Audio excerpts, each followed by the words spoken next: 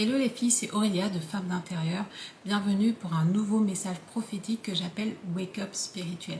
Wake Up, ça veut dire réveil et ce sont des messages qui, je l'espère, vous pousseront à vous réveiller, à vous réajuster et à saisir ce que le Seigneur veut que vous fassiez ou que vous sachiez, particulièrement en cette saison.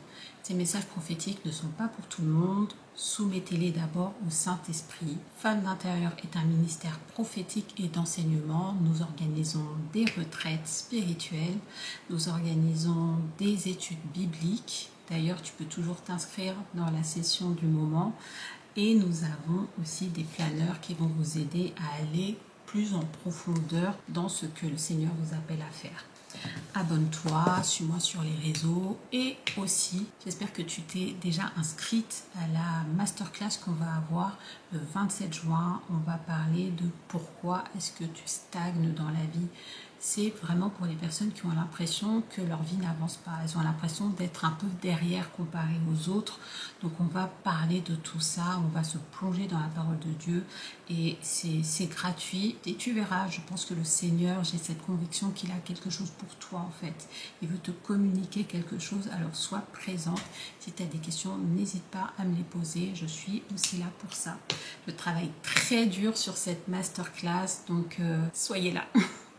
Alors, le message du jour s'intitule « Tu entres dans ta nouvelle ère ». Allons dans Ésaïe 43, du verset 18 à 19.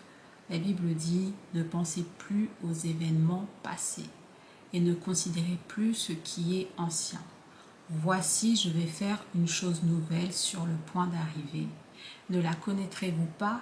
Je mettrai un chemin dans le désert et des fleuve dans la solitude. » Amen. Donc là, ce qui arrive en ce moment, c'est très très fort. Donc, c'est pas une nouvelle saison, c'est une nouvelle ère. D'ailleurs, tu peux vivre plusieurs saisons dans l'année. Tu peux même vivre plusieurs saisons en même temps. Et par contre, une ère peut regrouper aussi plusieurs saisons. Mais tu ne peux pas avoir plusieurs ères dans une même année, tu vois. Une ère peut s'écouler sur plusieurs années, voire même des décennies. Je vais te faire un peu replonger dans tes cours d'histoire, peut-être. Mais regarde, je vais te donner quelques exemples. L'âge de pierre, l'Antiquité, le Moyen-Âge, les temps modernes, ce sont des temps qui ont marqué l'histoire en fait. On y retrouve des courants de pensée ou des courants artistiques, comme celui par exemple de la Renaissance. Ensuite, tu vas avoir des temps qui vont caractériser une partie du monde uniquement.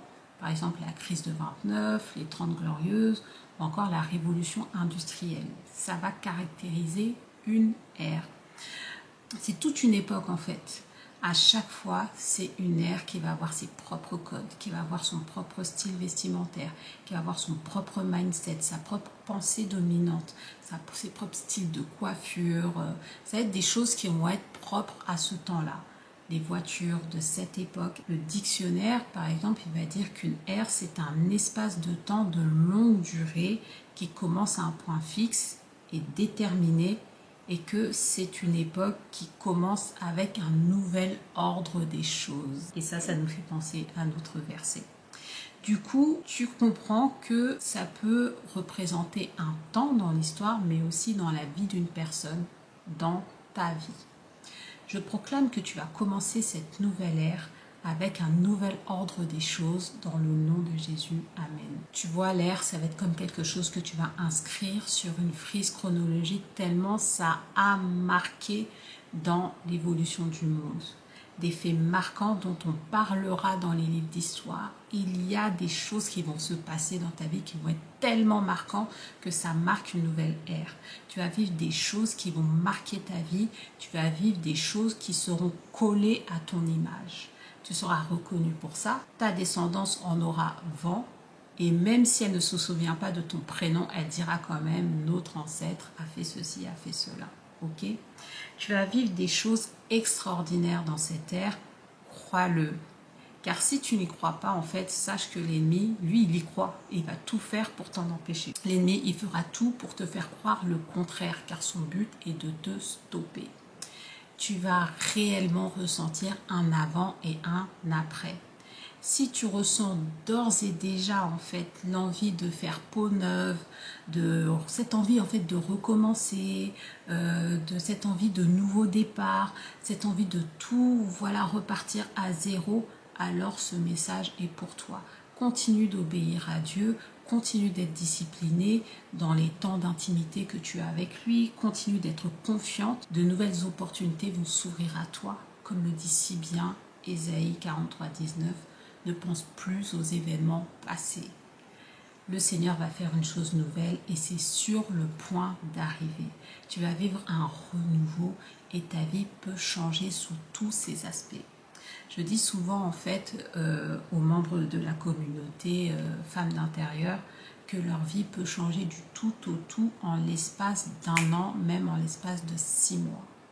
Là, on jette les dés et on recommence. Faites vos jeux. Voilà, donc like si tu as été béni, partage auprès d'une personne qui est concernée, commente par Nouvelle Ère si ça te concerne et que c'est une parole que tu veux proclamer dans ta vie. Et ma prière est que tu sois là où Dieu t'attend.